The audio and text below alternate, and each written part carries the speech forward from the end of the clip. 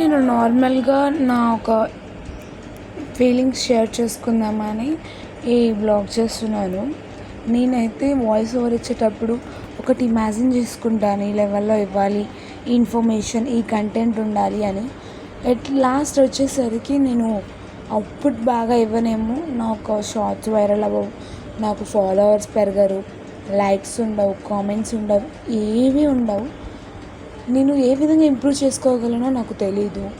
నార్మల్గా నా వాయిస్ పర్లేదు, అండ్ అది ఎలాగా అంటే కొంచెం గరుగ్గా ఉంటుంది.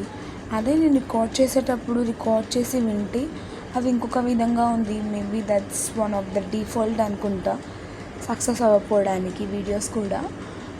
నేనైతే ఎటువంటి మైక్ యూజ్ చేయను, డైరెక్ట్గా మైక్రోఫోన్లోనే వాయిస్ ఓవర్ ఇస్తాను.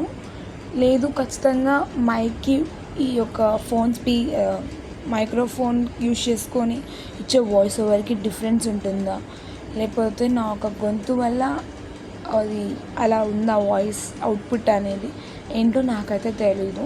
అండ్ ఈ వీడియోస్ ఎలా ఎక్కువ రీచ్ అవుట్ అవ్వాలి ఏంటనేది మీరు కామెంట్స్లో చెప్పవచ్చు కదా. నేను కొంత ఇంప్రూవ్ అవ్వడానికి బెనిఫిట్ అవుతుంది. అలాగే ఎవరన్నా టాప్ యూట్యూబర్స్ అంటే అలా కాదు కానీ బాగా సక్సెస్ అయి క్లిక్ అయిన యూట్యూబర్స్ అయినా, నార్మల్గా ఏ యూట్యూబర్స్ అయినా నాకు కొంచెం సజెషన్స్ ఇస్తే చాలా బాగుంటుందనే నా ఫీలింగ్. ఎందుకంటే స్టార్టింగ్ చేసే వాళ్ళకి కొంత సపోర్ట్ అవసరం. Maybe if they don't know anything, లెర్నింగ్లో అయితే మిస్టేక్ లేదు కాబట్టి కొంత సపోర్ట్ అనేది చేస్తారు అనుకుంటున్నాను.